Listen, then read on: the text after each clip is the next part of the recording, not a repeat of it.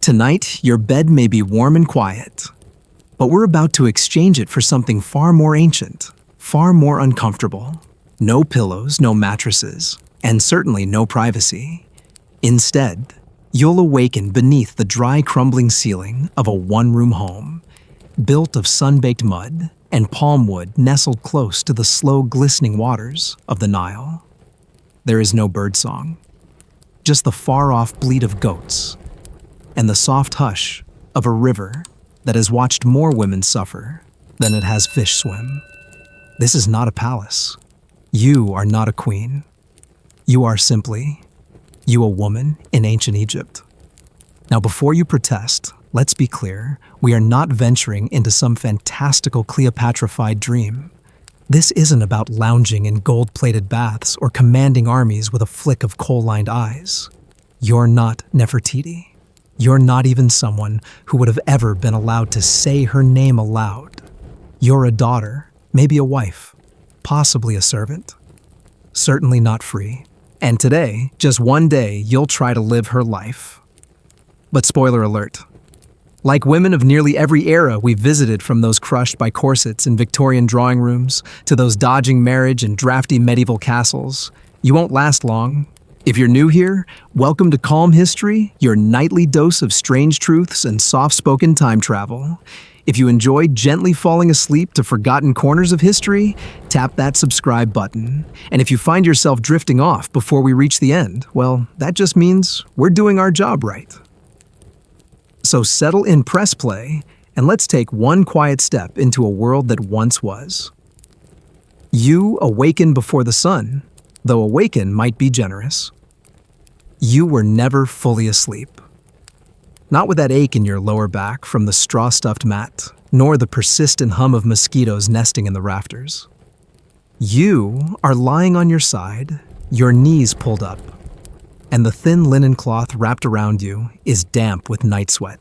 Somewhere nearby, someone is already grinding grain by hand. The rhythmic clack of stone on stone echoes faintly through the walls, reminding you yet again that as a woman in ancient Egypt, time is never really your own. The room is still dark. Only a thin crack of dusty pink creeps in through the wooden shutters. You are not permitted to step outside alone, not without reason, not without being seen. The Nile might be your closest neighbor, but it's not your sanctuary. It's a source of life, yes, but also risk, rumor, and rules.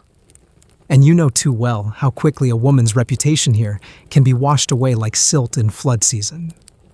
As you rise, you brush the dirt from your shoulders, only to reveal more dirt underneath. You don't bathe yet. That comes later, if there's enough water after the men have washed. Instead, your first duty is to prepare the morning meal. Bread made from barley you ground yesterday. Date paste. Maybe beer, if there's any left from the last fermentation.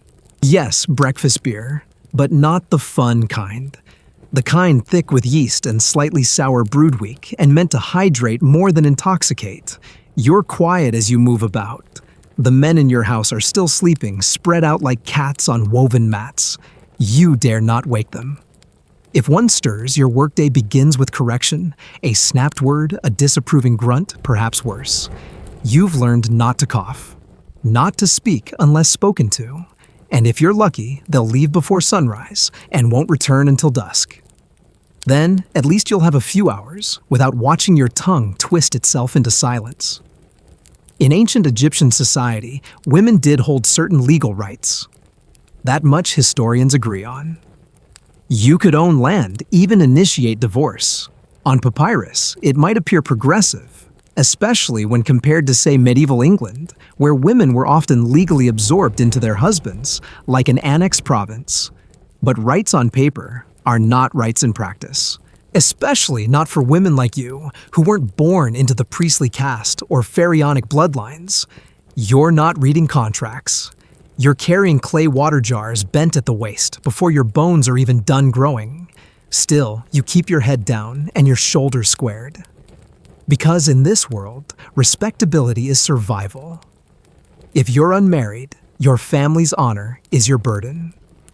If you're married, your womb is the measure of your worth. And if you're widowed, you become both invisible and dangerously visible, vulnerable to suitors, to gossip, to exploitation. There is no safe station here, only temporary positions of less risk. Outside your home, the day begins to hum. Merchants shout from boats near the riverbank. The scent of fish guts and crushed lotus petals wafts through the air in equal measure. It is hot already, and you haven't yet stepped into the sun. Your linen wrap clings to your skin, and you pat the sweat from under your arms with a piece of worn cloth. But even this gesture must be discreet. Too much attention drawn to your body, even your discomfort is unwelcome. You glance at your hands. They are calloused and dry. You chew the inside of your cheek as you spot the split in your thumbnail. It bled yesterday when you ground grain for too long, but you wrapped it in a strip of old fabric and said nothing. Pain doesn't pause expectations. If you are seen nursing an injury, someone might assume you're weak. And weak women don't stay safe for long. And so you carry on. You feed the youngest first children if you have any. Nieces if you're still unmarried. The boys eat more. The girls are taught to take what's left. Then the elderly. Then the men. You eat last. Not because it's tradition, but because that's what keeps peace in a house with thin walls and thinner patience. Still, this morning is tolerable. Nothing's broken. No one shouted. And the bread didn't burn. In this narrow life that qualifies as a good start. You do wonder, though, if even for a moment, what lies beyond your quarter. What the other side of the city feels like. What it would mean to walk without being watched. To speak your name in a crowd and not feel it weighed down by consequence. You wonder these things, but never aloud. Wondering is allowed. Wishing is dangerous. And so you return to your tasks moving, as you always have. Not because you are weak, but because strength here is defined as quiet endurance. And no one endures more quietly than women. Perhaps it is comforting to remember that even now across the centuries, scholars continue to debate just how much freedom women in ancient Egypt truly had. Some argue that this society was advanced for its time, one of the few in the ancient world where women could inherit, sue, and even work as scribes or merchants. Others point out that these cases were rare, almost ceremonial exceptions, held up like gold leaf on broken plaster covering the cracks of daily restriction. What is certain is that the daily grind of most women was not written in hieroglyphs. It was lived in silence. And your silence stretches on from sunrise to the simmering heat of mid-morning. You prepare to step outside now, perhaps to the marketplace, perhaps to fetch water, or to deliver something for your father or husband. You cover your head, pull your linen tight, and remind yourself not to meet the eyes of strangers. Because here, in this golden land of gods and pyramids, your place is carefully measured. One wrong step, one wrong look, one moment of imagined boldness can turn your day from difficult to disastrous. And we've only just begun. You'd think that after surviving your early morning duties in an ancient Egyptian household, dodging expectations, hungry glances, and the blistering sun, your day might finally give you something soft. A moment of self-care. Something just for you. And in a way it does. But you may come to regret it. Now it's time to prepare your face. And here, in a culture obsessed with ritual cleanliness and beauty, your cosmetics aren't optional, they're sacred. You aren't dolling yourself up for vanity. You're honoring the gods warding off evil and announcing your dignity to the world. But what no one tells you, or rather what everyone pretends not to know, is that the price of this divine beauty is slow poisoning. You begin with kohl, the thick black eyeliner that frames the eyes of every woman goddess and noble carved into the stone walls of temples. You take a slender stick and dip it into a jar of black powder ground galena, a mineral rich in lead sulfide. You carefully trace a line along your upper eyelid, then the lower, creating that long almond shape seen on every statue from Karnak to Thebes. It stings a little, but that's expected. You've grown used to the irritation. Your mother once told you that if it doesn't sting, it isn't working. She meant its protective qualities. People believe kohl keeps away the evil eye and even the harsh glare of the desert sun. Some even smear it on babies. But the truth is, this black beauty carries lead, not metaphorically literally. And while the amount might seem small, you use it every single day. Around your eyes, near your tear ducts, across the most delicate skin you have. Still, you continue. You don't want to look unfinished. An unlined eye is a sign of sloppiness, of disrespect toward the gods. It might even invite bad fortune, or at least so people say. Besides some physicians of the time, yes, Egypt had those believe the powder kept infections at bay. And, remarkably, they weren't entirely wrong. In small controlled doses, the lead compounds may have stimulated the immune system. But the long-term effects, not so kind. Historians and toxicologists agree regular lead exposure, even in trace amounts, can damage the nervous system over time. Of course, no one tells you that. You're just trying to look decent. Next, you apply red pigment to your lips and cheeks. If you're wealthy, you have access to imported carmine made from crushed cochineal insects. If you're not what you aren't, you make do with ochre mixed with fat or oil. Its sticky smells faintly of mildew and melts quickly in the heat. By mid-morning, you'll need to reapply. But that too is a sign of virtue. A woman who maintains her face is seen as attentive, refined, even if she's sweating through every layer of linen she owns.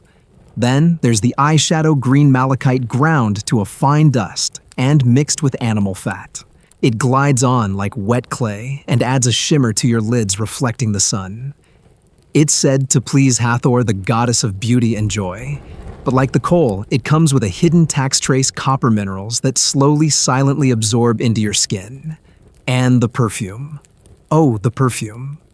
You take a cone of scented animal fat, maybe infused with myrrh or lotus, and place it atop your head or behind your ears. As the day grows hotter, the cone melts dripping fragrance down your hair onto your shoulders. People around you will smell the essence of holiness. You will feel greasy, but it masks the other smells: your own sweat, the reek of fish in the market, the dust in the air. It creates a barrier between you and the world. This attention to scent is no accident.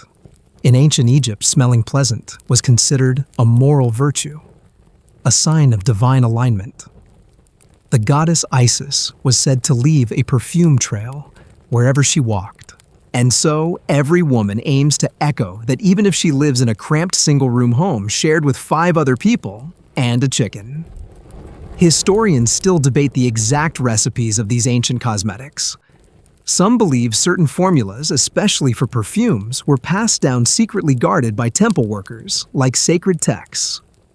Others argue the knowledge was widespread, that every household had its own version, its own regional tweaks.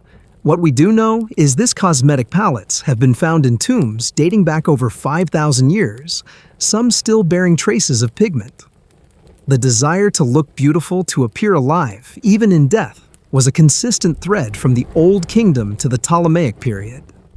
And yet, as you lean over your polished copper mirror, a cloudy, warped thing that distorts your face more than it reflects, you see not the goddess you hope to channel, but a tired woman with sore eyes and raw skin.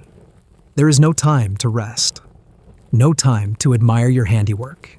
Beauty is not a reward here, it's a duty.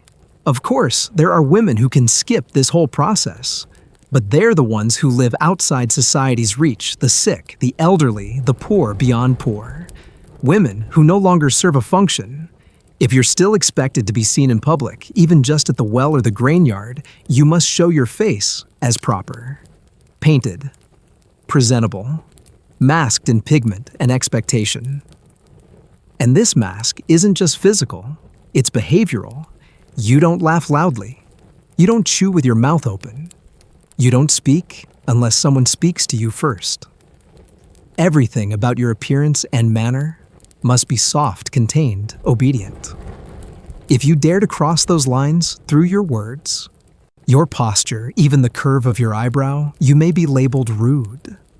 Or worse, suspicious. Your neighbor, for example, the older widow with the sharp tongue, she stopped painting her face 2 months ago, said the beeswax was clogging her skin. Since then, people have whispered that she's letting herself go, or that perhaps she's thinking dangerous thoughts. All because her cheeks are pale and her lips unpainted. So you hold the brush steady. You line your mouth. You wipe away a stray streak of ochre from your chin. And you do not look too long into the mirror. You might start asking questions you're not allowed to answer. The paradox is hard to ignore. In ancient Egyptian art, women are painted with identical features, idealized perfect serene. But in life, you're expected to maintain that perfection through materials that slowly corrode your health. And yet if you don't, you're accused of neglect, or worse, disrespect. Even in the afterlife, the obsession continues. In the Book of the Dead, a funerary text placed in many tombs, there are spells to restore beauty, to keep one's hair full and one's skin youthful. Death, apparently, is no escape from vanity, or perhaps more kindly from identity. You step back from your mirror. Your eyes sting. Your lips are already dry. But you look acceptable. Not radiant, not alluring. Just acceptable. That's all you can afford today. You wrap your linen headcloth once more, tucking stray hairs under its edge. You wipe your hands on your dress, leaving faint smears of pigment behind. And then you move on into the next hour of survival, the next obligation. It's not glamour. It's camouflage. And still, you tell yourself it's worth it. Because every painted line, every scented oil, every shimmer of green across your eyelid, they're not just for beauty. They're a way to stay invisible where it's safest and visible only when required. A method of blending into the hierarchy without becoming its target. You step out the door powdered and perfumed like a petal placed atop a ceremonial offering. And the desert wind greets you not with kindness, but with dust that clings to your freshly painted face. You smile anyway, a small, polite smile. That too is part of the mask. You blink against the morning light as the door swings open, the dust and perfume clashing on your skin like two opposing forces. You've powdered your face, you've traced your kohl, and you've dabbed scented oil onto your neck. But as you step into the sun-drenched alley, it's clear none of that will survive the heat for long. Already, a rivulet of sweat trickles down the nape of your neck. The kohl will smudge. The ochre will cake. And worst of all, your scalp itches, desperately. That's because beneath your linen headcloth, you are bald. Not by illness, not by accident, but by design. In ancient Egypt, hair on the female body is considered unclean, unfitting, unrefined. To be a woman is to be smooth polished, devoid of wildness. Body hair on arms, legs, underarms, anywhere is plucked, scraped, or singed away. Even your eyebrows are expected to be thinned and shaped to perfection. And if you're of a high enough rank, painted back on with dark pigment when they fade from overplucking. You remember yesterday's ordeal vividly. Sitting on a low stool in the corner of your house, your older cousin had heated a bronze blade over coals. Then, with a quick prayer to Nile, the goddess of weaving and feminine rights, she scraped it slowly across your arms, your legs, and yes, your scalp. There were no soothing balms, no gentle words, just the rasp of metal on skin and the burning aftershocks that lasted into the night. This ritual is not occasional. It is expected, and it is not always performed by women. In some households, barbers, usually men, are paid to perform this task on female clients, either in private rooms or public markets. You shudder at the thought. You're lucky, perhaps, to have a female relative do it. But luck in this world is often just a lighter version of discomfort. After the scraping, you coated your freshly bare scalp with palm oil to prevent cracking. Then came the wig. Because no respectable woman walks about with a bare head, even if she's just been shaved clean. Baldness might be sacred, but it's also a blank canvas, one meant to be dressed. So now, under your headscarf, you wear a tightly woven wig made from twisted strands of real human hair mixed with sheep's wool and fastened to a netted base. It's hot, heavier than it looks, and smells faintly of the beeswax used to hold it together. It tugs at your temples when you move your head, and it never sits quite straight unless you've had help of fixing it, which you didn't. Still, you wear it, because to walk bareheaded is a statement one you can't afford to make. And because the wig is your social passport. In temples and courtrooms and markets and festivals, women's wigs were symbols of wealth and piety alike. Some were shoulder length, others cascaded in layered curls, their ends stiff with clay to keep them from fraying. If you were truly wealthy, you'd own more than one, switching them out like jewelry, depending on the occasion. But your family isn't that fortunate. This wig, itchy, uneven fraying at the back is your only one. You remember how it came to you. Your aunt died in childbirth last year, and her belongings were divided among female relatives. The wig was gently wrapped in linen and stored with dried herbs to keep insects away. When you first unwrapped it, you hesitated. Wearing the hair of the dead feel wrong? But in this world, reuse is survival. Sentimentality is a luxury. Today, you tie the headscarf a little tighter, hoping no one notices the uneven section near your crown. And you carry on. Historians still discuss the extent to which wigs were mandatory versus optional in ancient Egyptian society. Some evidence suggests that poor women went without simply covering their heads with fabric instead. Others argue that even among the lower classes, a wig was a deeply ingrained symbol, something a woman might save for trade for or inherit, no matter her income level. What we do know for certain is this: in every tomb painting, every statue, every depiction of feminine divinity, the hair is flawless. Layered, black, shiny, perfect. That kind of beauty does not come naturally. It is maintained daily through discomfort and constant vigilance. And it's not just your scalp that matters. Your underarms, too, must be hairless, your legs smooth, your forearms clean. If a neighbor or elder catches a glimpse of stubble, they may say nothing, but they will remember. A young woman who allows her body hair to grow is thought to be wild, possibly impious, certainly undesirable. You've heard stories of women who lost marriage proposals because of such slips. Whether or not they're true doesn't matter. The fear is real enough to keep your copper blade hidden beneath your bedding, ready at all times. It's strange you think that so much of womanhood here revolves around absence of hair, of blemish of voice. You are praised for what you remove, what you conceal, what you silence. Even your scent must be faint, ephemeral, never overwhelming. To exist as a woman in this time is to become an ideal drawn not in color, but in outlines. And there's a strange irony in it all. The priests of high temples, the noblemen of court, even the pharaoh himself, many of them wear wigs too. Long, stiff, and perfumed, but theirs are symbols of command. Yours are symbols of compliance. You adjust the scarf again. The sun is higher now, and with it comes more eyes. Neighbors peeking out from their doorways, traders calling from their boats, boys running barefoot in the alley. You feel the itch return beneath the wig. You do not scratch it. That would be undignified. Instead, you smile faintly, nod politely, and keep walking. As you reach the market, your gaze flits briefly to a wealthy woman stepping down from a litter. Her wig is magnificent braided strands cascading in orderly loops adorned with blue faience beads. You feel a sharp twinge of envy, then shame for feeling it. You lower your eyes. You were not raised to want extravagance. You were raised to survive. Still, you wonder what her scalp feels like beneath that heavy crown of elegance. Does she itch too, or has she simply gotten used to it?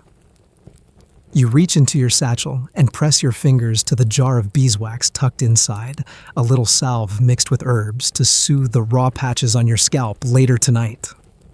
You cannot afford the blue beads, but you can at least try to keep infection away. Another reminder that beauty here is effort, maintenance, a daily ritual not unlike worship. And like worship, it must be done, regardless of mood or fatigue. Not for joy, not even for pride, but for acceptance, for belonging. You walk on chin-up shoulders, back the weight of your wig, and the weight of expectation perfectly balanced on your skull. The day has only just begun. You don't remember when your girlhood ended, only that it was quiet. No ceremony marked the shift. No ribbon tied your hair. No bell chimed in the square. It ended not with a moment, but with a series of expectations, so subtle, so consistent, they wove themselves into your daily routine before you could protest. If there was ever a time when you were truly a child, free to play, to explore, to speak without consequence, you've forgotten it.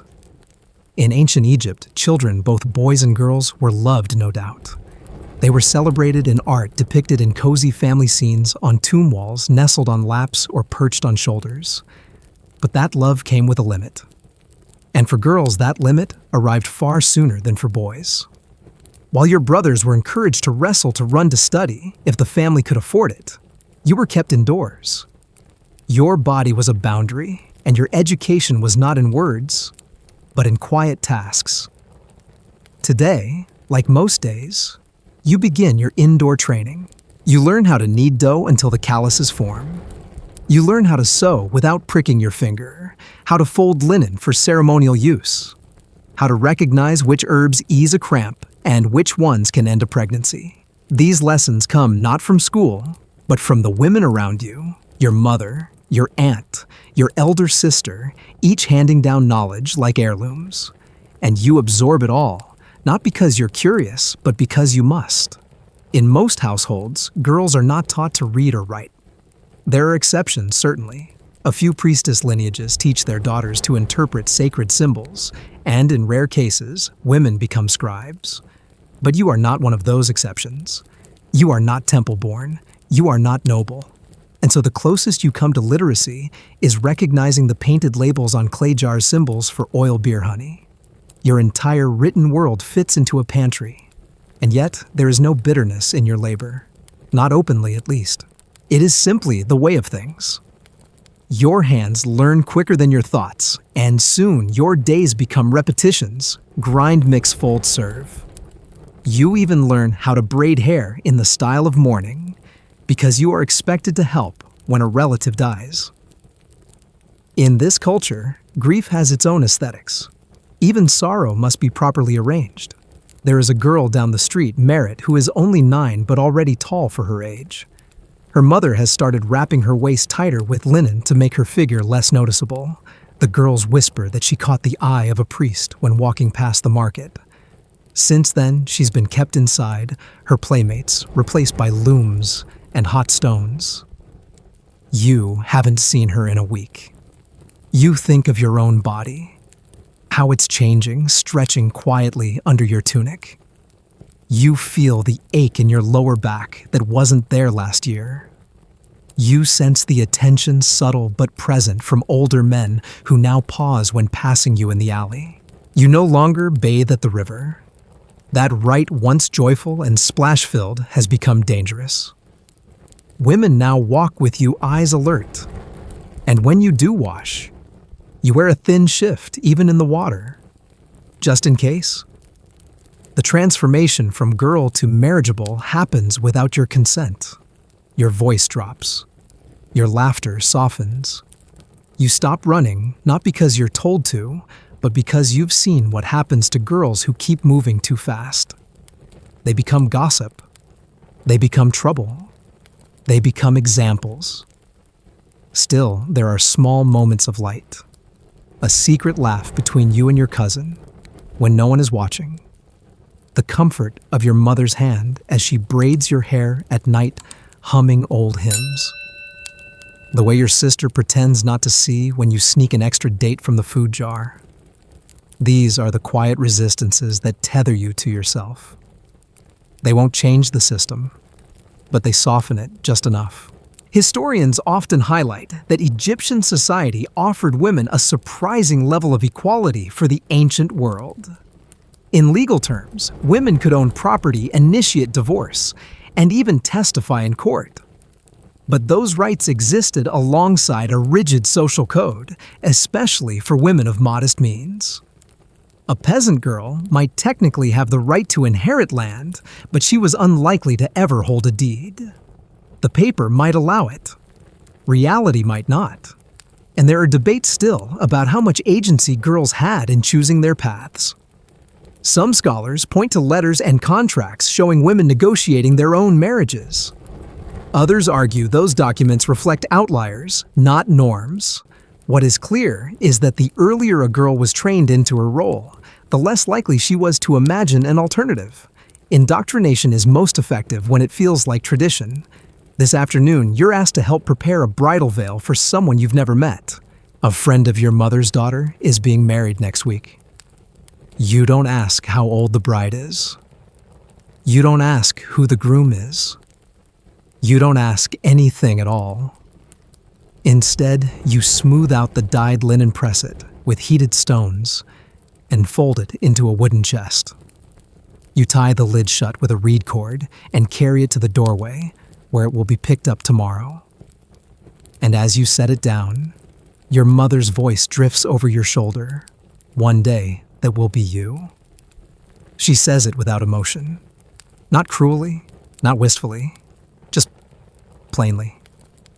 You nod, because there is nothing else to say. That night, you sit beside the hearth, your back warm from the embers, your hands busy weaving a cord from palm fibers. Your fingers move automatically, but your mind drifts. You imagine walking far beyond the village, beyond the markets, into the deserts, where only priests and wanderers tread. You imagine carving your name into the side of a limestone wall and daring it to stay. But then the wind picks up. Your braid slips loose. The fire crackles. And you remember who you are. A daughter, a girl, a woman in training. And tomorrow, the weaving will continue. You're up before the rooster. Again, the light hasn't fully spilled over the mud brick walls of your home, but the air already buzzes with expectation of labor, of obedience of news. You sense it before anyone speaks it. Something is different today. You kneel to knead the barley dough as always, pressing your weight into the stone basin with practiced rhythm. But then your mother calls you, not sharply, not kindly, just firmly. Her voice, like her gaze, holds the edge of something unsaid.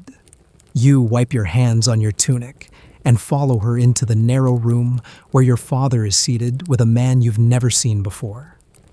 His linen robe is cleaner than it needs to be, and the sandals on his feet suggest he doesn't work the fields. He doesn't look at you, not directly, but he glances sideways, evaluating you like a merchant inspecting grain.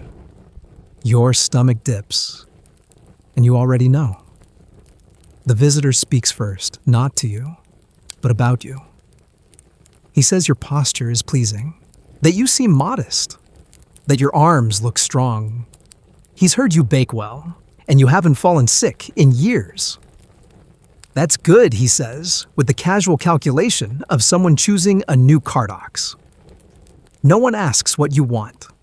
No one will. Because today, you are being married, and you are not yet 13.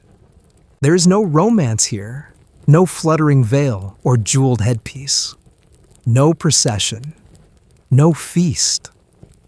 The closest thing to celebration is a jug of fresh beer your aunt pours for the men as they sign the agreement, an informal contract inked in carbon black on scrap papyrus. Your name is there. So is his. But your hand doesn't touch the stylus. You're not the one writing your future.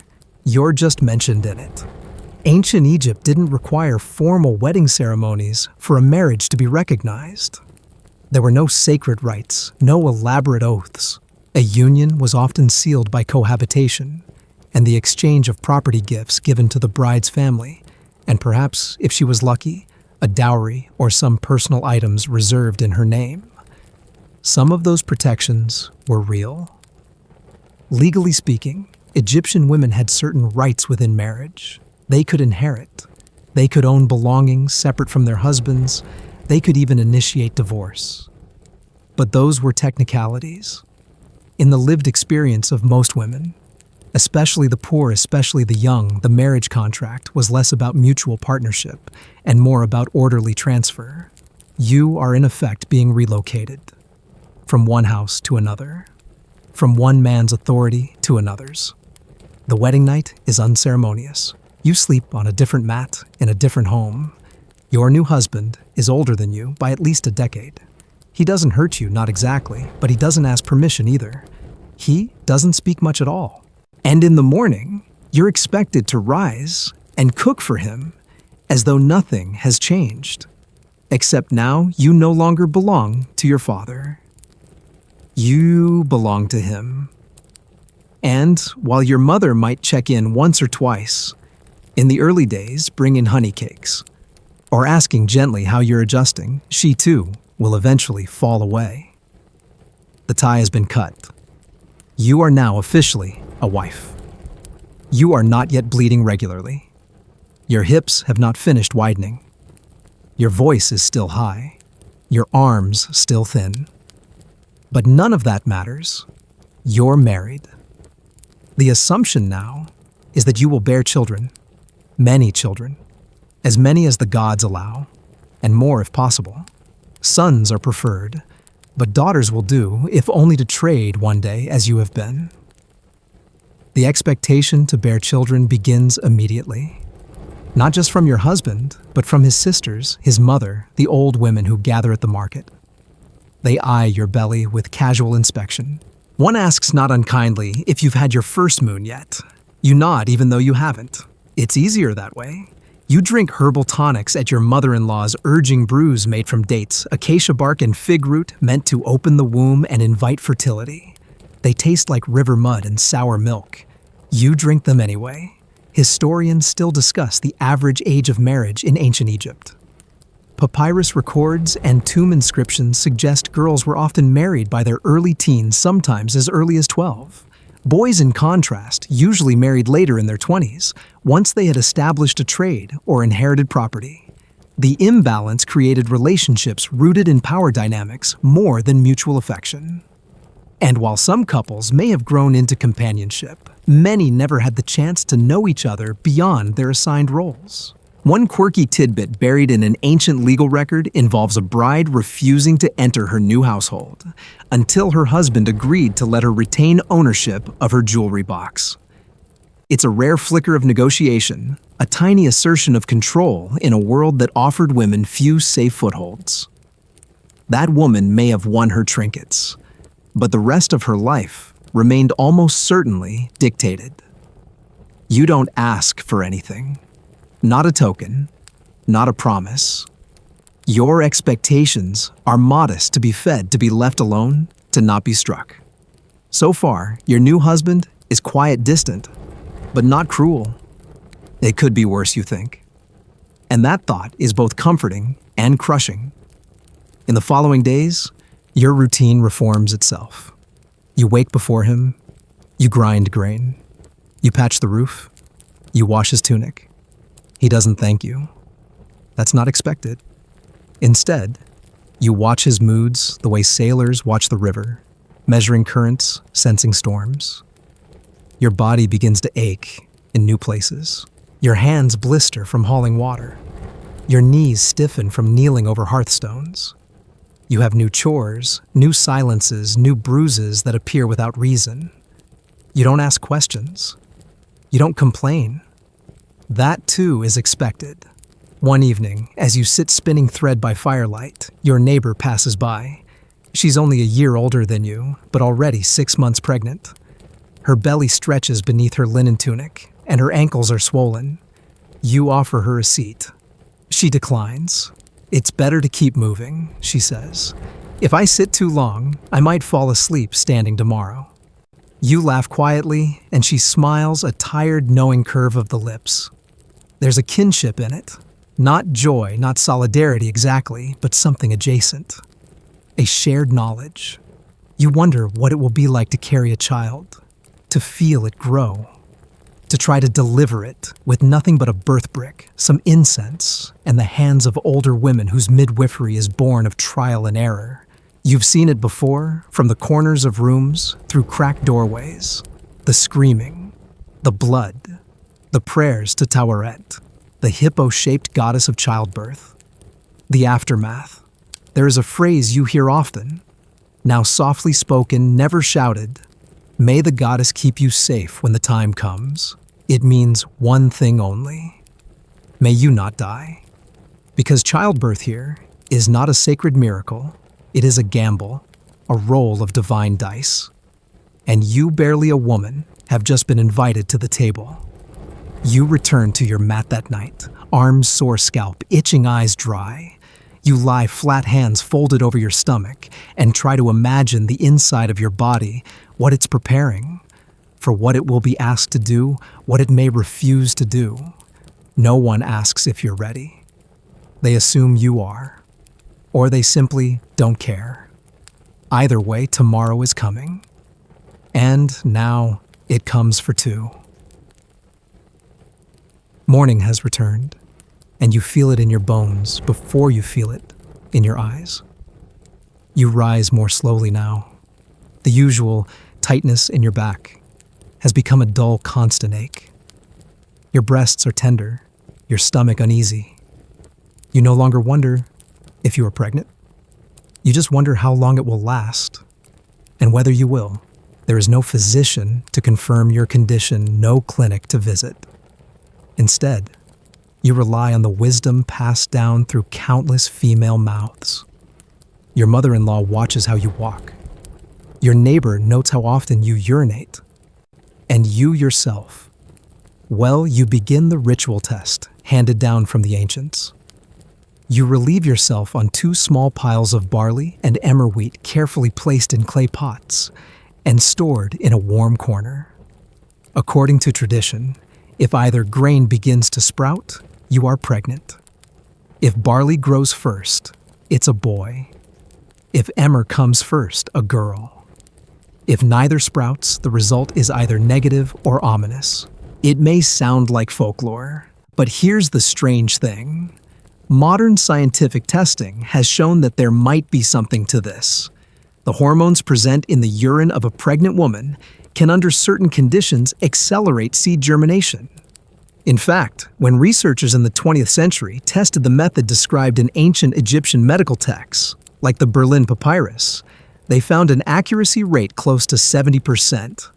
Not quite modern science, but not nonsense either. Still, you don't wait for the sprouts to tell you what your body already knows. You are with child. And now, the world tightens its grip. Everyone around you is pleased. You are congratulated with honeyed dates and soft pats on the arm. Your husband even smiles. Once. But beneath the surface of these gestures lies a truth you cannot forget. Your value has increased only because your body is now a vessel. Not for your dreams, for someone else's lineage. You are barely 14. From now on, everything you eat, drink, smell, or touch will be measured against one question. Will it harm the baby? You are given herbs, some familiar, some bitterly strange. Your diet is monitored not by a healer, but by opinion. Too much garlic is bad for the child's spirit. Cold water will shock the womb. Sneezing could provoke miscarriage. There are no ultrasounds, no heartbeat monitors, only the quiet hope that your stomach will continue to grow, and that nothing unusual will happen between now and the day of birth. You've seen what unusual looks like. A neighbor's miscarriage wrapped in linen and hidden before the midwife could be blamed. Another woman carried twins, one stillborn, the other deformed. People whispered that she had angered the goddess Sekhmet. They avoided her for weeks. The house midwife visits you once a week now. She's not trained in the way modern listeners might understand. Her expertise is earned through repetition, decades of births, attended herbs, crushed prayers whispered. Her hands are calloused, her words brief. She inspects your pulse, your tongue, the tone of your skin. She places her hands on your belly and closes her eyes. Then she nods once. It is neither reassurance nor warning. It is simply the way. She gives you an amulet carved in the shape of Taweret, the protective goddess of childbirth, hippo-bodied, lion-footed, crocodile-tailed, strange and maternal, ferocious and sacred. You tie the charm around your neck and never take it off, not even to bathe. You pray daily now. Quiet, desperate prayers muttered while grinding grain or scrubbing laundry. You light incense in the morning, placing it near a small clay figurine of Isis, goddess of motherhood. You've seen wealthier women make elaborate offerings, wine oils, silver rings. You offer what you have: dried dates and palm kernels. It's not much, but you hope it's enough. Historians are still piecing together the maternal rituals of ancient Egyptian women, especially among the lower classes. While elite families left behind painted birth scenes and burial goods for infants, poor women did not. Their stories are largely told through the fragments of midwifery texts, like the Kahun papyrus, dating to around 1800 BCE, and from the tools buried beside female skeletons in modest graves mortars, shells-carved charms. We know, for example, that birthing bricks, 2 rectangular mud bricks, were used during labor. A woman would squat atop them, knees bent, supported by other women, while chants were sung to distract from the pain. And the pain you suspect will be enormous. As your belly grows, so does your fear. You try not to let it show, but it creeps into your dreams. You dream of the Nile flooding too soon, of snakes in the grain of the baby not crying. You hear stories meant to reassure you, how the goddess Hathor assists all women in labor, how your ancestors watch over you. But none of those stories erase the image of what you saw as a child. A woman screaming for hours, the blood pooling under her, the silence that followed. No one talks about that part. They talk of names of cradles of birth celebrations. They talk about the child, not the mother. You are the passage, a sacred vessel. And that is all. There is, of course, the matter of what will be born. If it is a boy, your status improves. Your mother-in-law will bless you publicly, and neighbors will bring gifts, linen swaddles, carved toys. If it is a girl, you will be congratulated with restraint. A daughter is a future wife, a future cost, still valuable, but not prized. If the child is stillborn, that is another matter entirely. You've seen it happen. The weeping, the shame, the quiet blame passed like invisible dust between women. Maybe she worked too hard. Maybe she ate too much honey. Maybe she looked at the wrong man. Logic has no place in grief. Superstition fills the gap. And if you don't survive, then your body will be washed, oiled, wrapped in linen, if there's time, if there's money. If not, you'll be buried quickly, quietly. Your baby may be placed in your arms, or not. It depends on the midwife, on the family, on the priest's schedule that day. But you do not think of that. Instead, you walk slowly in the courtyard, circling the small garden of herbs your mother-in-law tends. You breathe in the scent of chamomile and frankincense. You hold your belly and hum old songs. You dream of hearing a cry, just one, loud and wet and alive. You don't ask for joy. You ask for survival. And in this world that's asking a lot, You've barely had time to recover from the pregnancy when the next reality sets in. What happens if you die? Not just that you might, but what will follow if you do? Because here, in this sun-bleached land where life is ruled by dust, gods and lineage, your death is not the end. Not for you, not for your body, and especially not for your reputation. You have seen it happen before. A woman in your neighborhood, Nefru, died during her third labor. She was young, barely older than you. There was a quiet panic in her household for the rest of that day. Not mourning yet. Logistics. Could the body be washed in time? Could anyone spare natron, the cleansing salt used for preserving the dead? Could the family afford a proper wrapping? And if not, what would be done with her? You hadn't realized until then how expensive it is to die properly. In ancient Egypt, the journey to the afterlife wasn't simply spiritual, it was economic. The process of mummification, even in its most modest form, required materials, time, and skilled labor. Natron, the drying agent made from a natural blend of sodium carbonate and bicarbonate, had to be collected in large quantities. Resin, linen wrappings, oils, amulets, and tomb fees all added up. And the more elaborate the burial, the more favorable your standing in the afterlife was believed to be. But for the poor like you, the body might be wrapped in old cloth, buried shallow quickly. No funeral procession, no priest. Maybe a few herbs sprinkled over the body. Maybe not. A simple pit in the sand dug before sunset to avoid the attention of jackals and the judgment of others. Not a curse exactly, but a quiet omission from memory. That's the fear, isn't it? That your life would be hard, your death harder, and your memory nothing. So you live with precautions. Even in life you prepare. You save old linen. You wear protective amulets. You speak the names of your ancestors often, as if reminding the gods you still belong here. You store a small jar of incense tucked in with your personal cloths. In case. Because if no one else honors you, maybe the scent will. Your mother long ago whispered to you that when women die in childbirth, they become both sacred and suspect. Sacred because they gave everything. Suspect because the gods allowed them to perish. Perhaps a hidden flaw in their soul, a failing in their rituals, a mistaken judgment. The gods do not answer directly, but people ask anyway. Your thoughts stray to what will happen if you do survive. Will you be embalmed when your time eventually comes? Will your body be stripped and cleaned, your organs removed and stored in carefully labeled canopic jars?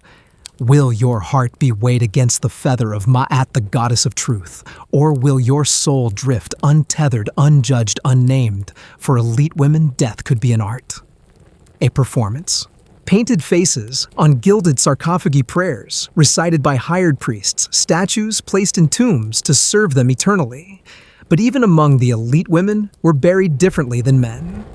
Slightly simpler, slightly smaller, slightly less remembered, and often delayed, especially if the embalmers weren't trusted to treat the body with respect.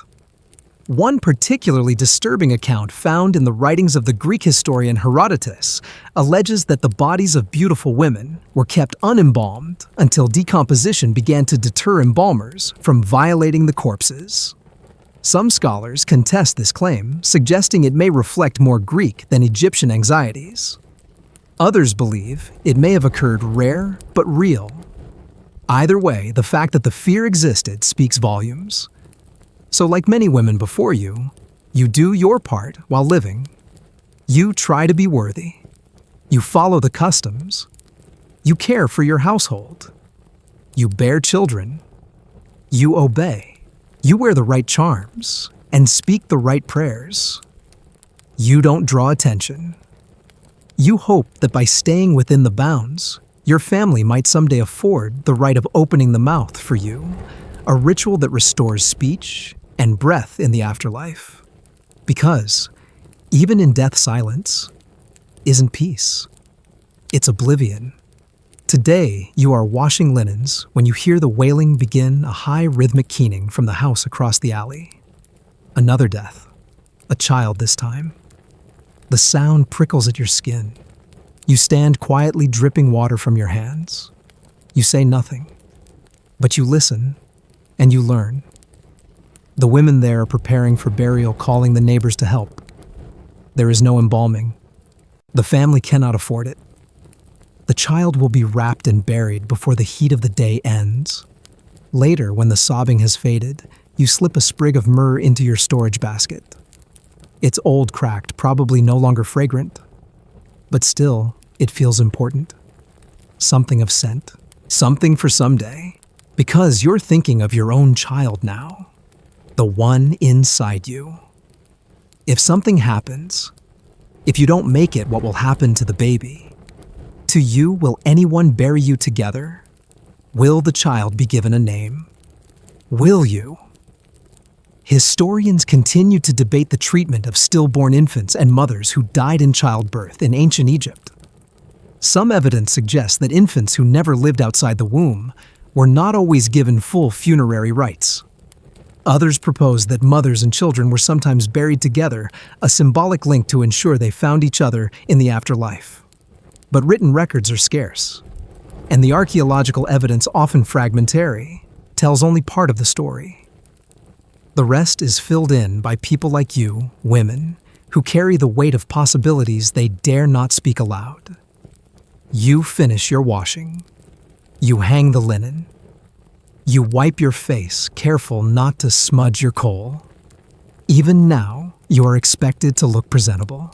Grief is not an excuse for neglect. That night you dream again of water. But this time, it's not the Nile. It's the Duat, the underworld, where souls wander through fire and darkness before reaching the Hall of Two Truths. You stand barefoot on a stone floor, your heart in your hands, your mouth sealed with linen. The gods say nothing. They only watch. You wake up before dawn, your skin damp. The house is still. The air is heavy. Your husband sleeps soundly, unaware of the silence you've carried back with you from the other side of sleep. You touch your belly. You whisper the child's name. Not aloud, just in your mind. Just once. In case no one else ever does. By now, you've memorized the rhythm of the household, the creak of reed mats underfoot, the scrape of clay jugs against the stone floor, the weight of silence between your duties. But this morning is different. You don't start the day baking or sweeping or preparing herbs for your pregnancy. Instead, you are summoned to the temple. You don't ask why. You don't speak at all. Your mother-in-law explains that a position has opened, a rare one. The temple of Hathor, goddess of love and beauty, is seeking a new nebbet per a lady of the house, a kind of ceremonial female attendant. It's not a role for priestesses proper. Those must be of noble blood, but for respectable, modest women from artisan or merchant families. Your name was offered. You were chosen. That should be an honor, and it is, technically. You dress in your cleanest linen, fastening it tightly at the shoulders, and tie your hair back not in your wig, but in a headcloth appropriate for temple work. You remove your kohl, your red pigment, even your perfume. Here, purity is not ornament. It is omission. When you arrive at the temple courtyard, you lower your gaze. Statues of Hathor tower around you, elegant, cow-eared eternal. The air smells of incense and stone dust. The priests do not speak to you directly. They gesture where you are to stand. They hand you a broom, a water jug, and a silence that you must carry like an offering. You are not here to teach to lead, or even to pray aloud. You are here to serve. Women in ancient Egypt often played roles in religious life. Some became musicians, dancers, or chantresses singing during temple ceremonies and festivals. Others, if of high status, became gods' wives of Amun, powerful priestesses, with land and influence. But for women like you, temple service was quieter. You maintained the sacred spaces. You carried water, swept altars, ground perfumes, and tended to ceremonial linens. In exchange, your family's name might gain respect. And you, for a few hours each day, might escape the claustrophobia of domestic life. But temple walls do not guarantee peace. There are rules here, many rules. You are not allowed to touch certain relics, nor enter certain rooms. You must cleanse yourself before every service. Wash your mouth with natron, abstain from meat, avoid certain herbs. You must not speak unless spoken to. You must not look the priests in the eye. If you are menstruating, you must excuse yourself until it passes. If you are pregnant as you now are, you must take great care to appear composed, pure, unburdened. You are a symbol now. And symbols do not sweat or weep or speak out of turn. Still, there's a rhythm here. The daily washing of temple floors, the grinding of incense, the careful folding of ritual cloths. It numbs your body in a way that feels almost restful. There is less yelling than at home, less scrutiny. No in-laws watching your every move, no husband grunting in disapproval. Just the statues and the chanting and the weight of eternity pressing down like sun through alabaster. Some days, you hum along with the other women. You carry trays of offerings, bread grapes, lotus flowers, and place them at the base of Hathor's shrine. You breathe in the scent of myrrh and cinnamon. You feel, for a moment, part of something larger, not powerful exactly, but preserved. And then, there are days like today. The high priest calls for a purification ritual. A new statue has arrived from a workshop up north, and it must be ritually awakened. The ceremony will take all night. The women are to assist lighting incense, pouring oil, singing the liturgy from scrolls they cannot read, but have learned by sound and muscle memory. You begin at sunset, chanting in unison, voice soft and steady. The men lead, the women echo. You are careful not to sway too much lest it seem indulgent. You are careful not to lock knees lest you faint from the heat. And when the statue is revealed, golden glittering adorned in lapis, it does not look at you, but the priest does. Not directly, never directly, just long enough for the message to pass unspoken. That night, as you sit in the corner of the chamber resting briefly before the next round of incense, another woman leans over and murmurs, "Avoid the north corridor. He's watching." You nod almost imperceptibly, because everyone knows. Temple life is not free from danger. Inscriptions don't record the abuses, but women whisper of them. A lingering hand, a priest who calls you to bring more water than necessary, a glance that lasts too long. You avoid being alone. You walk quickly through shaded halls. You smile only when others do. And you remember Nanu, the young attendant from 2 seasons ago. She left without warning, said to be impure, though no one said why. Her family moved soon after. You wonder what happened to her. You wonder if she too was chosen. Historians still argue over how much agency temple women had in ancient Egypt. While some rose to prominence, particularly in Thebes, where powerful priestesses held land and influence, most women served in supporting roles. Their names were rarely recorded, their duties essential but uncelebrated. The temple was sacred, but it was not safe. Like many places in your life, it existed in layers honor and harm tightly woven together. Today, as you leave the temple, in the pale dawn light, your sandals scrape softly against the stone. You are exhausted. You haven't eaten since dusk. You haven't spoken more than 10 words. But you walk with composure. You return home to find your husband asleep. You wash your feet. You store your robe. You lie down carefully, hands over your belly, and close your eyes. And in the silence that follows, you realize the temple and the household may look different, but they are made of the same material. Rules, eyes, walls, you sleep anyway. Because, in the morning, the sun will rise, and the gods will still expect you to be pure. The walls around you dissolve. The scent of incense fades. When you open your eyes again, the Nile is gone. The dust has changed. The sounds are foreign sharper, echoing in marble halls instead of sandstone courtyards. You are no longer in Egypt, no longer in the age of pyramids and reed boats. You are in Rome now, a different empire, a different century, but you're still a woman. And once again, you wouldn't last the day. You're draped in white now, a stola, the Roman woman's traditional garment. It hangs over your frame in modest folds pinned at the shoulders, cinched with a narrow belt just beneath your bust. It's meant to signify your virtue, your respectability, but the fabric isn't breathable in this humid courtyard, and the layers are scratchy. You've spent an hour arranging the pleats and another hour arranging your expression. Neither feels quite right. You are the daughter of a Roman citizen born into the structured hierarchy of the Republic, though by now it's become more empire than ideal. You are not enslaved, not impoverished. You have olive oil in your kitchen and bronze lamps by your bed. But freedom. That's for orators, senators, men. You are a respectable Roman woman, which means you are highly visible and entirely voiceless. Outside these courtyard walls, men debate philosophy and govern provinces. They sign legal documents and inscribe their names on monuments.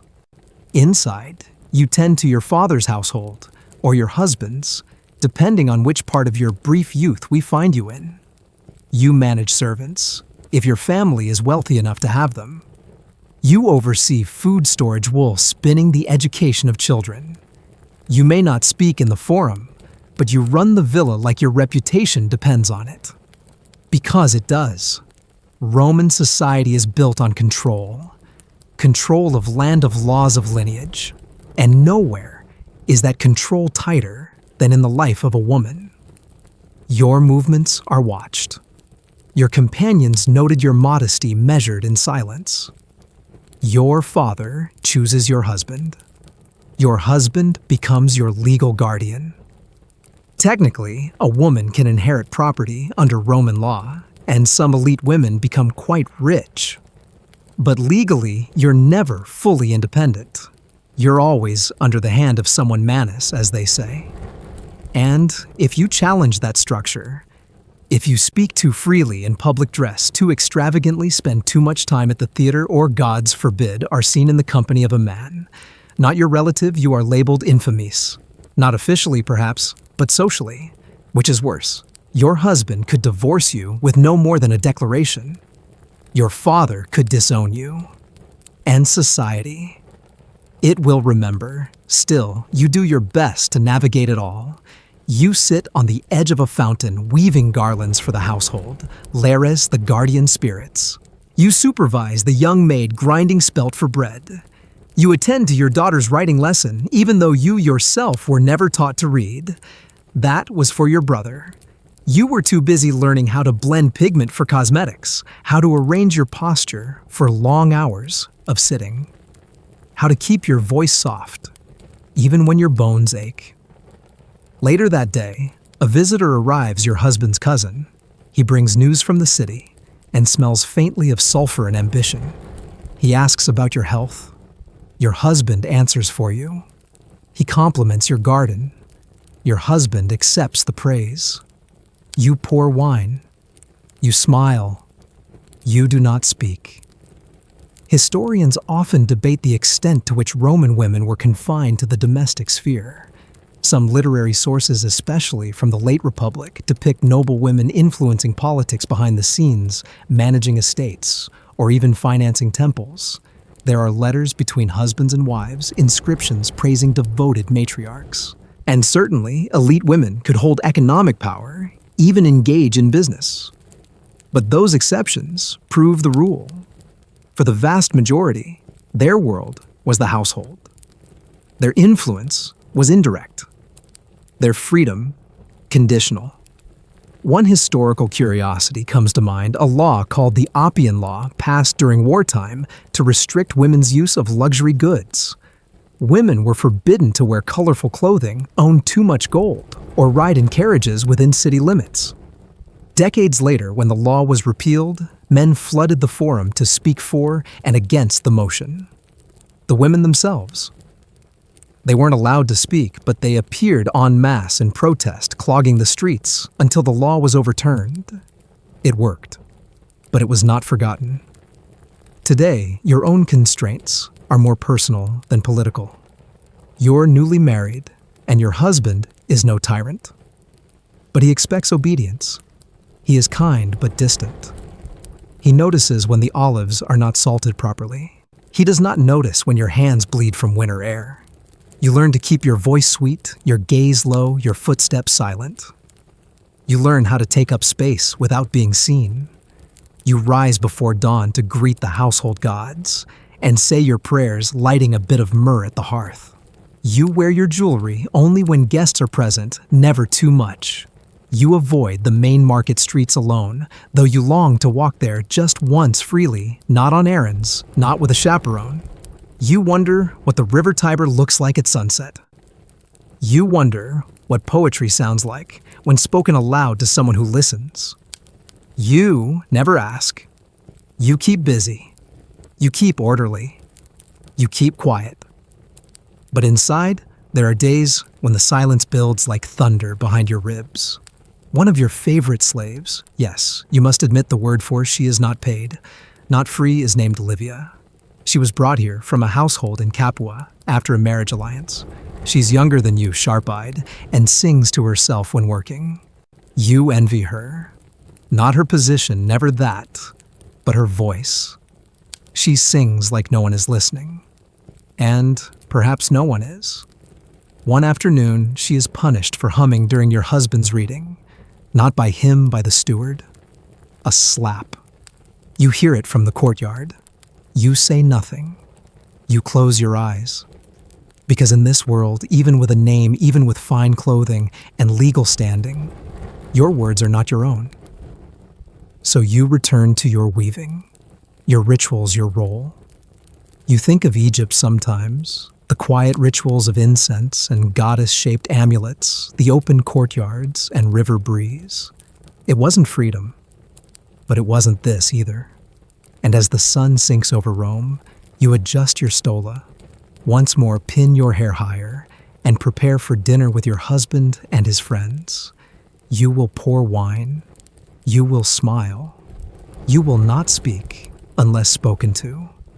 And you will make it through another day. Barely. The air is thick with incense and dusted silk. You walk on cool tiled floors not because you choose to, but because you're told. Told where to go, when to turn, how to bow. You wear no shoes. You speak only when summoned. You are no longer in Rome. You are now in Han China, in the forbidden city of a world that will remember its emperors, but forget most of its women.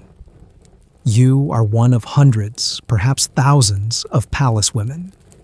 Some were taken from their families, as children offered, as gifts by local governors, or recruited by census after census of beauty contests disguised as public service. You were not chosen for your mind. You were selected because your skin was smooth, your teeth intact, your eyebrows properly arched. You passed inspection, and now you belong to the inner court. You have no name here, not truly. You are known by your rank, your title, your proximity to favor. Palace maid, they call you gongnu, though there is nothing soft about it. Every movement you make is trained, every syllable rehearsed. Even your breathing, in the presence of a higher-ranking consort, must be near silent. If she turns, you bow. If she enters, you kneel. If she stumbles, you are to remain still. Let the eunuchs lift her. You are not worthy of touching rank. You sleep on a mat behind a carved screen surrounded by dozens of others, like you. There is no privacy, no locks. If your name is called in the middle of the night, you go. Whether to serve tea, deliver a scroll, or perhaps to be inspected. Not always by the emperor. often by women higher than you scanning your posture, your nails the crease in your gown. You are constantly measured, and always found slightly wanting. The Han Dynasty has often romanticized its bureaucracy, refined its cultural achievements, many. Silk trade routes blossomed, paper was invented, Confucian values codified family, state, and heaven in tidy hierarchies. But inside the palace, hierarchy was a slow, suffocating ladder. At the top, the empress. Then, imperial consorts ranked by favor, bloodline, and proximity to the emperor's affections. Below them, attendants, concubines, and training seamstresses, bathers, scribes, musicians. And at the bottom, you. Some women rise. A lowly attendant might catch the emperor's eye, bear a child, and ascend through the ranks. There are stories, fabled, gilded, of such women. The girl who became empress. The maid who ruled from behind the curtain. But you know better. For every one of them, 100 vanished without ceremony, sent to remote temples, married off to minor nobles, forgotten. Today, you are assigned to the embroidery chamber, where you will stitch dragon patterns into a robe destined for the emperor's autumn procession. The silk is fine, too fine. A single misstep in your threadwork can bring punishment. And not just to you. Your entire work group can suffer if your mistake embarrasses your superiors. So you keep your fingers steady, your back straight, your breath shallow. Hours pass like this, in a haze of colored thread and nervous glances. And then comes the summons. You are to deliver the finished robe to the Lady of Radiant Virtue, the Emperor's fourth-ranked consort. It is not a high honor. It is a test. You fold the robe carefully, place it in the lacquered tray, and walk the corridor lined with red columns and shadowed eyes. She is beautiful, of course. Composed, draped in silks that shimmer like water. She does not greet you. She does not look up. She waves a hand, and you bow so low your forehead brushes the floor. You do not know if she is pleased. You do not expect to. Later that evening, as the sun sets behind the palace walls, you sit on the edge of the communal basin and wash your hands in silence. Another girl beside you whispers that the Lady of Radiant Virtue had a rival dismissed last week. No one knows why. The girl had been here 3 years. She was quiet, obedient. She vanished overnight. You nod slowly, eyes on your reflection in the water. It ripples, breaks, disappears. You dry your hands. Historians continue to debate the exact conditions of palace women during the Han Dynasty. Some argue that the internal bureaucracy allowed for female agency, that women with intellect and talent could influence the court from within through poetry, music, and cultural patronage. Others emphasize the suffocating control, the surveillance, the fear that dominated life inside the inner quarters. Both are true, perhaps. Both can be. One detail survives in a Hanara legal text. If a palace woman became pregnant without imperial approval, she was subject to execution. There are accounts, rare disturbing, of forced abortions, of infants removed from records, of mothers sent to temples under false accusations of spiritual impurity. There was only one acceptable father in the Forbidden City. And if the child wasn't his, you did not deserve to live. You think of that sometimes, late at night, when the lights are dim and the other girls have drifted into soft breathing. You wonder what would happen if someone loved you, not used you, not inspected you, loved you. But you know better than to dream. Instead, you wake at dawn. You clean your robes. You check the stiffness of your bun. You greet your supervisor with the prescribed bow, the prescribed phrase, the prescribed smile. And you survive. Another day, another tray, another silent room. And still no one calls you by name. The wind howls outside your longhouse, shrill and wild, filled with the scent of sea salt and distant smoke. Inside, It's dim, just the glow of embers dancing along the walls made of turf and timber. You're wrapped in thick wool not for comfort, but to keep the North Sea's claws at bay. You are in Scandinavia, now land of fjords, iron blades, and long winters, a Viking village. But don't let the sagas fool you. You're not swinging a sword or sailing a dragon-headed ship. You're a Viking woman, and survival here has nothing to do with raiding or glory. It has everything to do with keeping firewood dry, preserving the last of the smoked fish, and making sure no one freezes to death before the barley returns in spring. Your husband left 3 weeks ago, with the local Drenger warriors seeking fortune abroad. You stood at the edge of the fjord, silent, as the oars dipped into black water, watching him disappear into mist. You didn't cry. There was no time. As soon as the boat was out of sight, you turned and went home, because everything that was once his livestock tools, debts, responsibilities, is now yours. This isn't symbolic. It's legal. In Viking society, when a man left on expedition, his wife became the temporary head of the household. She managed farms, settled disputes, led rituals, and represented the family in the community. If she wore a key at her belt, it wasn't decorative. It meant authority. The key to the storeroom, to the property, to the power she held while he was away. And so today, you oversee the slaughtering of the last pig, instruct the children to spin more flax thread, and help the neighbor's wife wrap the corpse of her newborn in a woolen shroud. No priest attends. The gods of this land are not concerned with comfort. You say a few words to Frigg and hope they reach her through the snow. You've made your offerings. You've honored the spirits. But still, the cold creeps through the doorframe like a warning. By midday, you've dried the laundry over the hearth, mended 2 cloaks, and broken up a quarrel between 2 servants arguing over spoiled milk. You are tired. Not the kind of tired that sleep fixes. The kind of tired that comes from holding the lives of a dozen people in your hands and knowing no one else is coming to help. Your oldest son barely 8 asks when his father will return. You tell him what you always do in the spring. You don't say that some boats never return, that some are taken by storms, others by swords, that a husband gone too long might be presumed dead, but a wife must wait. If you remarry too soon and he comes back, you can be punished. If you wait too long and he's truly dead, your children may lose their inheritance. So you wait, you plan, you hope, you check the salt barrel, nearly empty. You check the mead, still fermenting. You check the sky, gray. You don't write this down. There is no parchment, no ink. The Viking world passed down knowledge orally through story song and memory.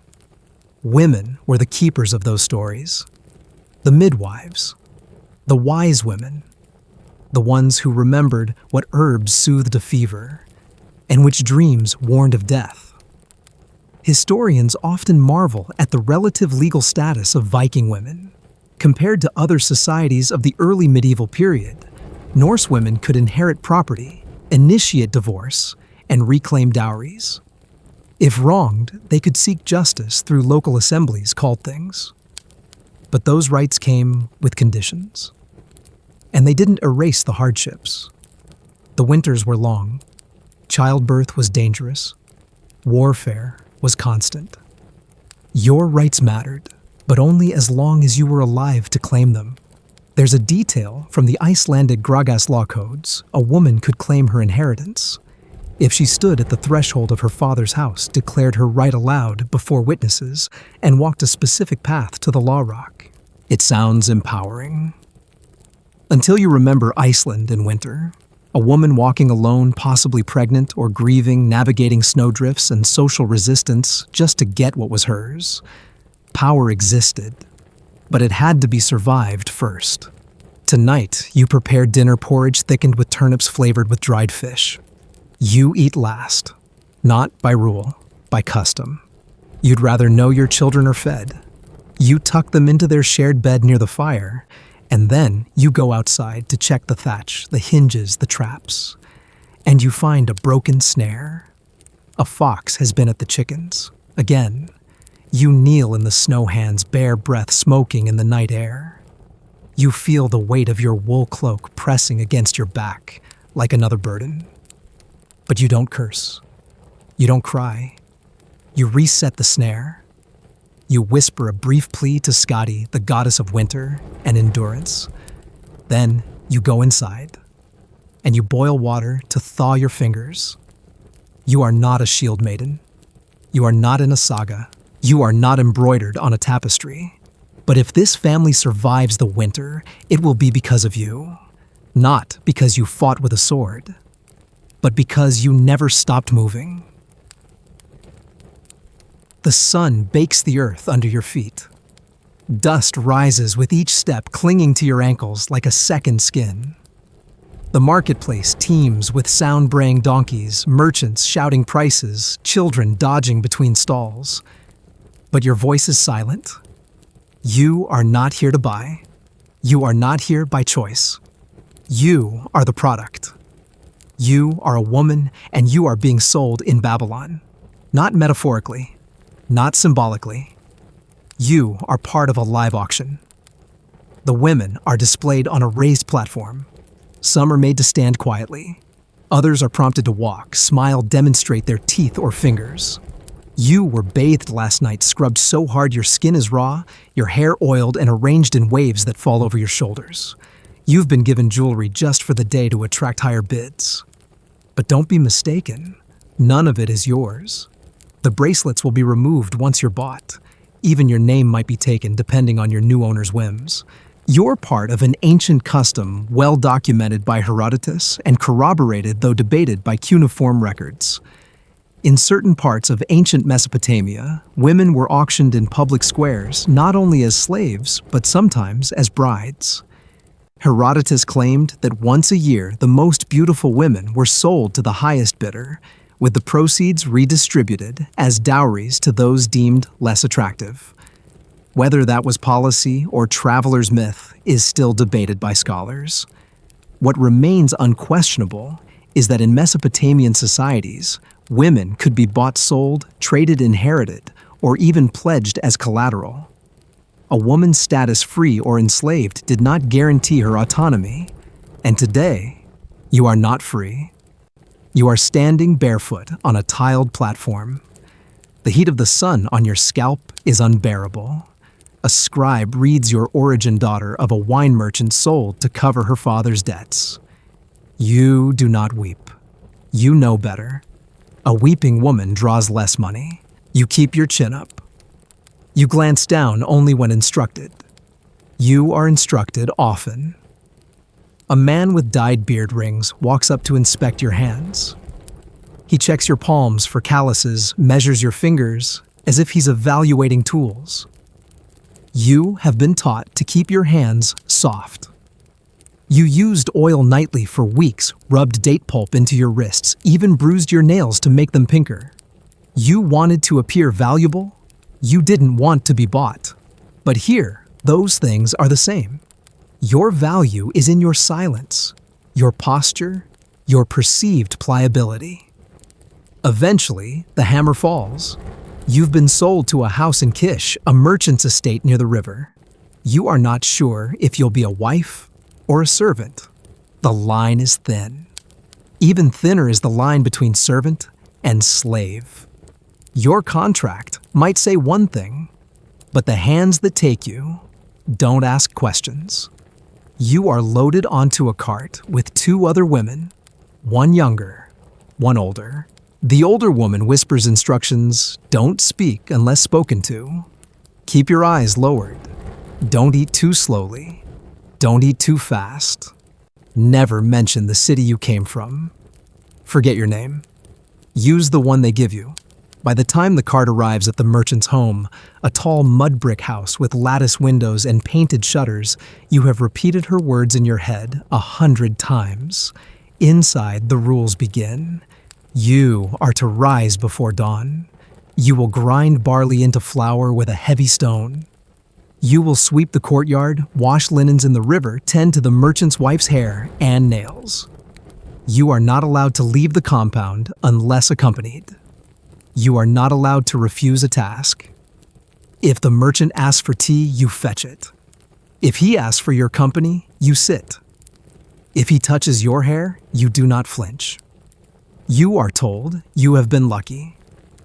You were not sold to a temple as a natu, a vow-bound priestess who must remain childless and unmarried. You were not sent to the ziggurat kitchens to stir cauldrons in smoky heat.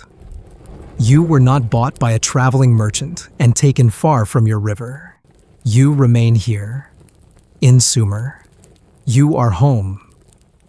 But this does not feel like home. You learn to read a few cuneiform symbols, not by right but by accident. One of the merchant's sons finds it amusing to teach you as you knead dough. You memorize the symbol for woman, the wedge-like strokes for water, and the mark for servant. They are etched into your memory like the tattoo that may one day be pressed into your wrist. You do not speak of escape. There is nowhere to go.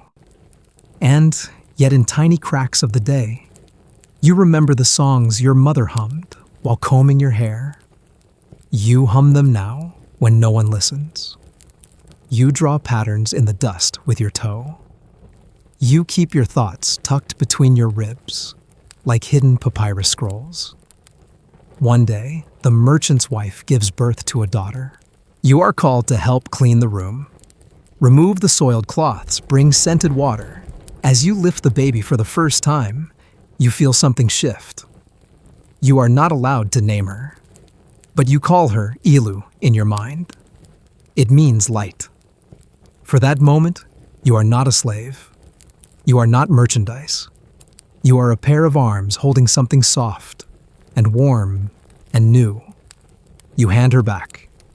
You return to your work. But you remember, mainstream records like the Code of Hammurabi confirm that Babylonian society was rigidly hierarchical, with laws governing nearly every interaction. Women could own property, run businesses, and inherit wealth. Some even wrote contracts and sealed them with their own marks. But much depended on status. A high-born woman had legal protections. A concubine or servant had few. A slave had none. One unusual but documented tidbit from this period: women could be hired as wet nurses and bound by contract not to become pregnant during the nursing term. If they did, they were punished. Their own fertility was seen as a conflict of interest in their service to another family. A woman's body was not just a vessel, it was a commodity, a negotiable term in legal agreements. Historians still argue whether the marketplace marriages were actual bride auctions or misinterpreted ceremonies for redistributing wealth. What's less debated is the fact that control over women's lives through contracts, property exchanges, and family alliances was pervasive, especially among the lower classes, where marriage and slavery often blurred into the same arrangement.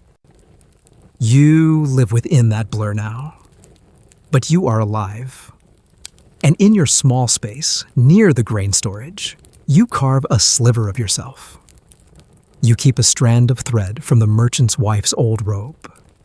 You twist it into a bracelet. You tuck it behind the bricks of your sleeping mat. A symbol, a secret.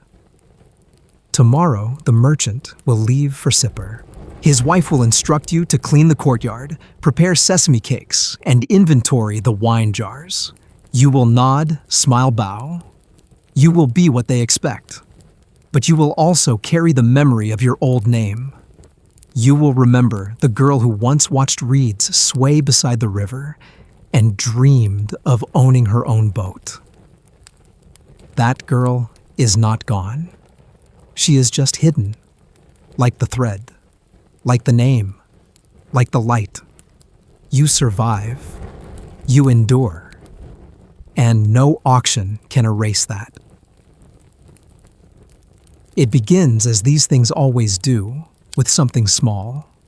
A flicker of suspicion, a sideways glance. A neighbor's cow dies in the night, and the milkmaid remembers that you didn't attend church last Sunday. You were tending your sister's fever.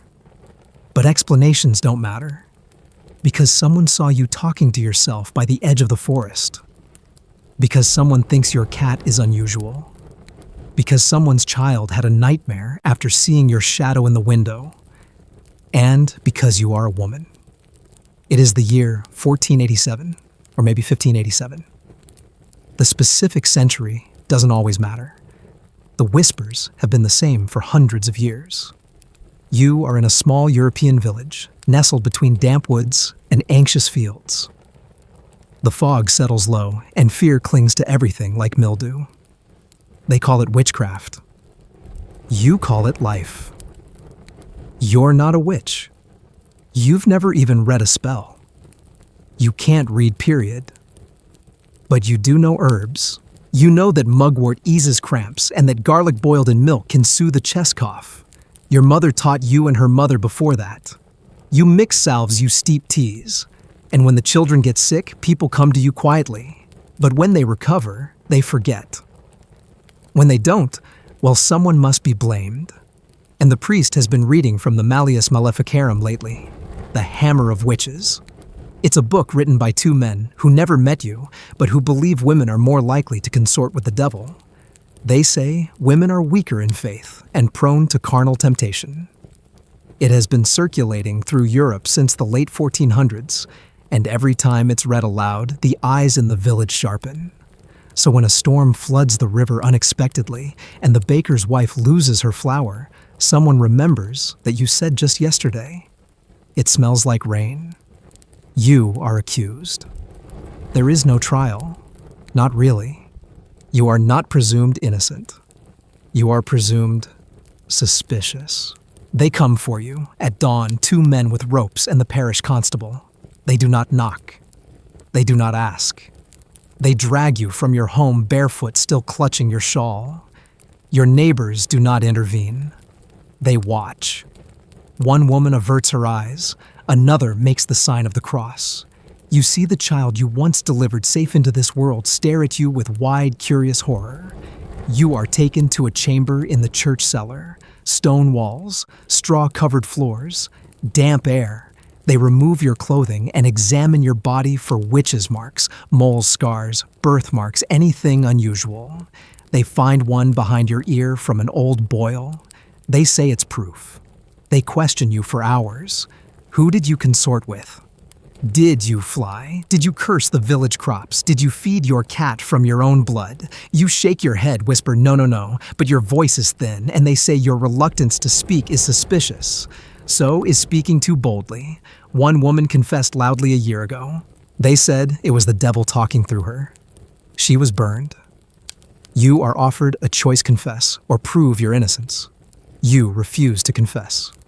You are innocent. So they decide on the trial by water. They call it a test, but it is not one you can pass. You are bound at the wrists and ankles. A rope is tied beneath your arms. They take you to the river, where the villagers gather in a hushed circle. The same river where you used to wash linens, where you taught your little brother to swim, where you once sat with a boy and dreamed of leaving this place. They lower you in. If you float, you are a witch. The water rejects you because it is pure, and you are not. If you sink, you are innocent. But if you sink too far too fast, they may not retrieve you in time. You are weighted by your own breath. Your chest tightens. Your arms burn. You cannot scream because your mouth is full of river. The world spins silver and green and black. They pull you up coughing. The verdict: you floated too long. A minute, maybe. They say your body resisted, that the devil helped you. You are guilty. The next few days blur. You are kept in a small cell. They feed you barley gruel. The priest visits, urging you to confess and repent so that your soul might still be saved. He says, if you admit your sin, they might show you mercy. You ask what mercy looks like. He says, it's a quicker death. You do not confess. In one of the stranger facts of the early witch trials, most of the accused were women, often widows herbalists, or simply those who lived alone. Historians estimate that between the 15th and 18th centuries, over 40,000 people were executed for witchcraft across Europe. Some figures say as high as 60,000 daughters. About 80% of them were women. Not because they were witches, but because they were vulnerable. There's a fringe historical tidbit about cats, especially black ones. In some regions, owning a cat was considered evidence of demonic partnership. Pope Gregory IX even issued a decree in the 1230s associating black cats with satanic worship. It sounds ridiculous now, but back then, your pet could be a death sentence. You do not have a black cat. Yours is gray. But it does not matter. The execution is scheduled at the market square. You are walked through the village barefoot again, this time in chains. The crowd is larger. Some people jeer. Some pray. One woman weeps quietly and turns away. You remember her from years ago. She once borrowed your mortar and pestle when her baby was teething. You had steeped chamomile and honey for her. She never returned the pestle. You are tied to a post. They pile kindling at your feet. You are not burned. Not this time. This town prefers hanging. They say it's cleaner. The rope is coarse against your neck. You hear a final call for confession. You remain silent. Not because of pride. Because you are tired. Because your story was never going to end differently. The card is kicked. The world jerks. And then darkness. But here's the quiet part they don't talk about. Years later, in another town, another woman is accused. She is a healer. She is clever. She remembers hearing about you. And she does not wait for trial. She runs. She flees into the woods to the edge of the sea. She survives. Your story becomes her caution. And her fuel. Historians still argue whether the witch hunts were purely religious, or whether they masked deeper social dynamics. Misogyny land grabs population pressures. The truth, of course, is layered. It always is. But the pattern is clear. A society steeped in fear will look for scapegoats. And women who do not conform, who are too old, too young, too loud, too quiet, are convenient. There is no resurrection in this tale. No last-minute pardon. No twist of fate. You died because you were accused. You were accused because you were visible. But your story did not vanish. It burned into the memories of the women who watched and the daughters they raised. And now, centuries later, someone still speaks your name.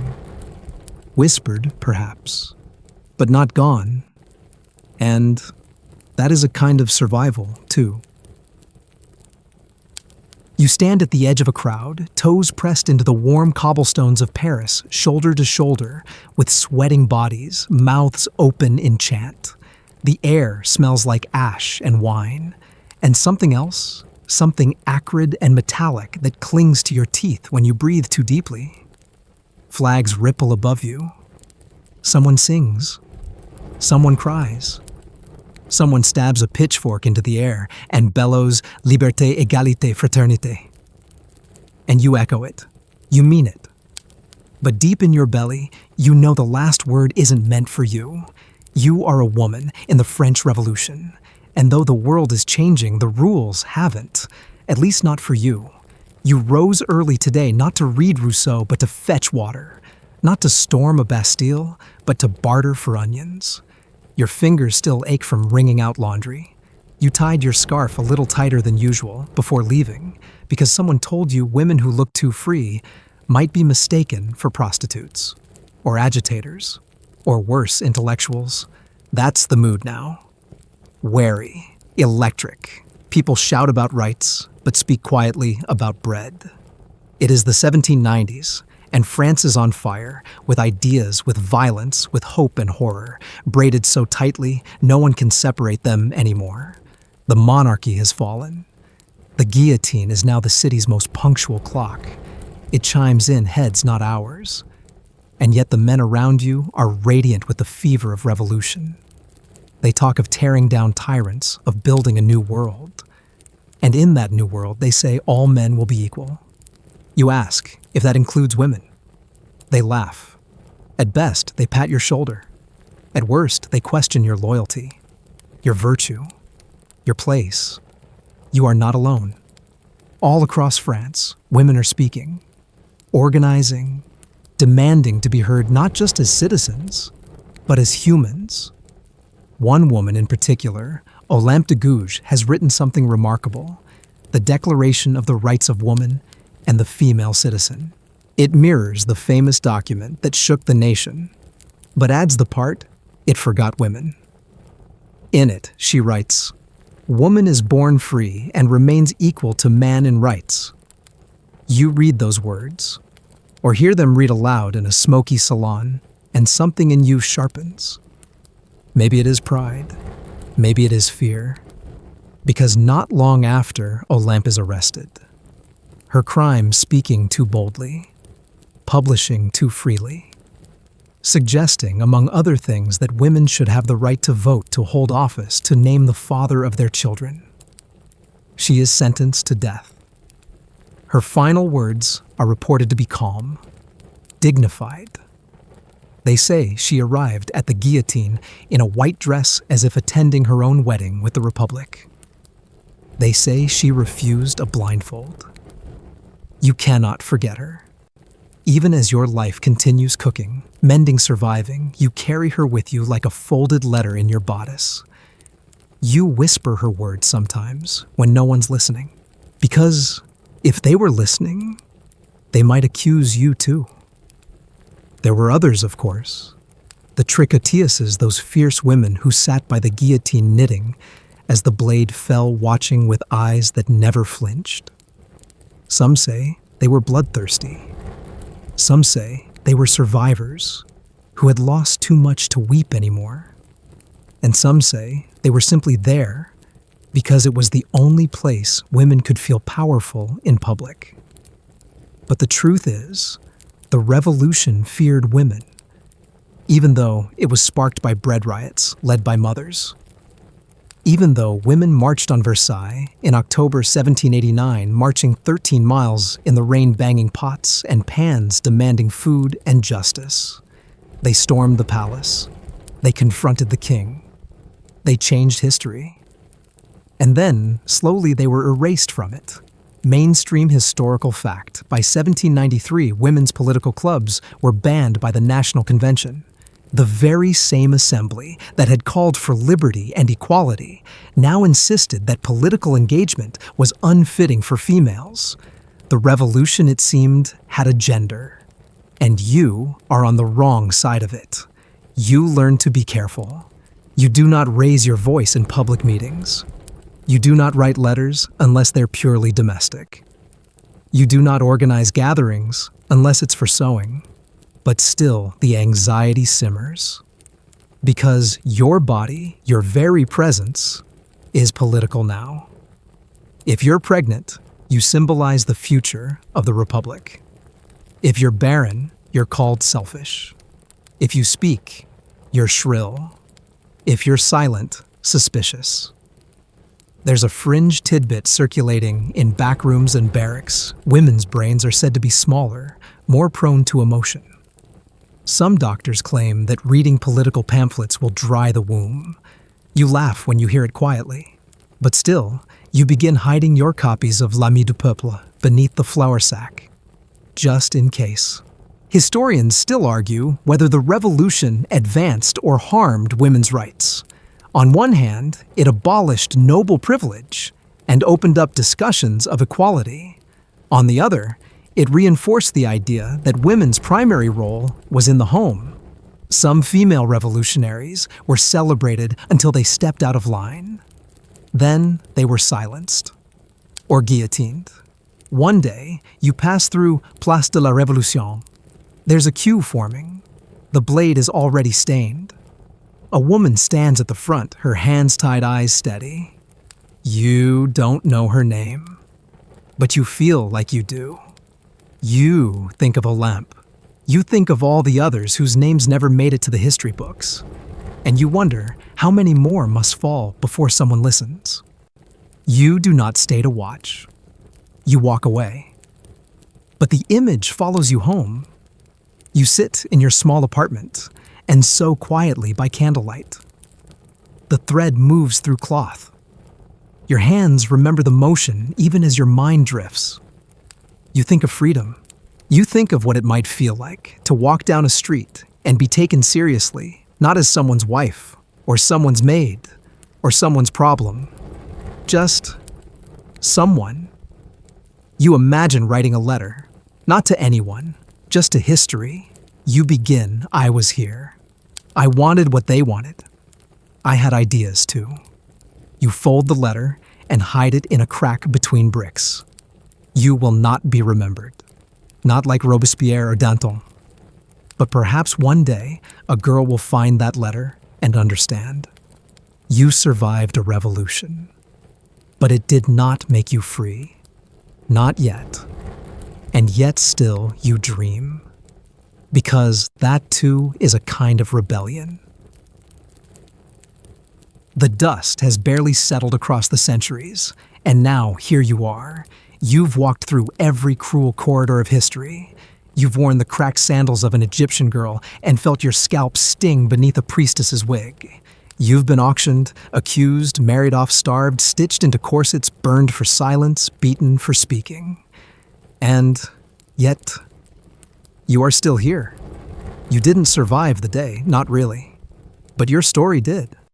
And now we come to this final quiet place. Not a battlefield, not a prison, but the gentle dusk of understanding. This is where we whisper the names of women who were never carved into monuments. This is where we remember that endurance is its own kind of rebellion. You are lying on a woven mat, or maybe a cold stone floor. You are under stars, or behind walls, or buried beneath centuries. It doesn't matter. What matters is that your story has lingered. Your breath once warmed the world. And now someone else is breathing because of you. You think of the Egyptian woman head shaved, smooth, smeared with coal, praying not to die in childbirth. You think of the Roman matron watching her freedom wither under marble columns. Of the Babylonian servant girl curling her fingers around a thread she wasn't allowed to own. Of the Viking widow burying her dead in frozen soil. Of the French revolutionary whispering her hopes into the night. They all walk beside you now. You did not win every battle. Most you were never even allowed to fight. But you whispered. You stitched. You remembered. You taught. You carved names into hidden places. You survived in fragments, in lullabies, in letters and recipes, in rituals. And now, you rest. Your eyes close slowly. The ache in your bones begins to fade. The noise of history dims to a hush. Because strength is not always loud.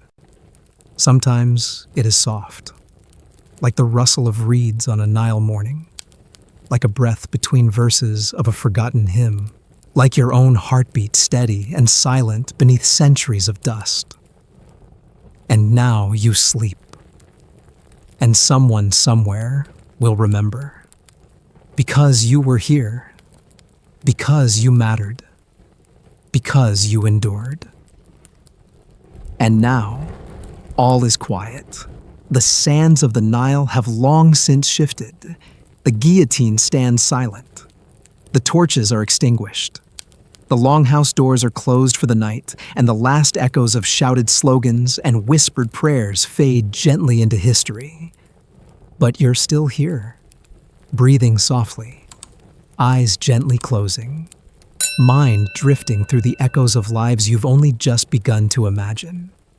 You've been a woman in ancient Egypt scraping pigment near your tear ducts and praying the gods looked kindly upon your suffering.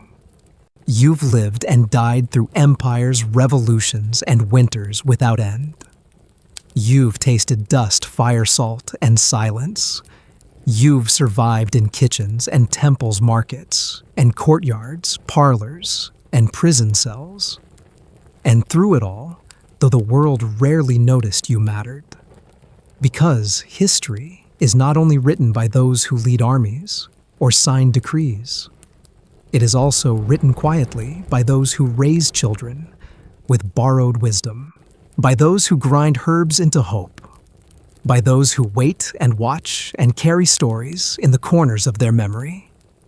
And so, as your body settles deeper into your sheets, and the gentle hum of sleep begins to call you home, let this be your final thought.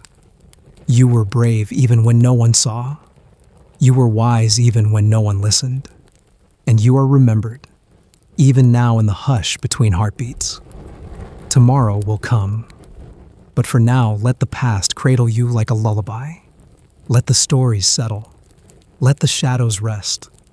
And let sleep take you softly into dreams woven from the strongest thread of all endurance. Sweet dreams.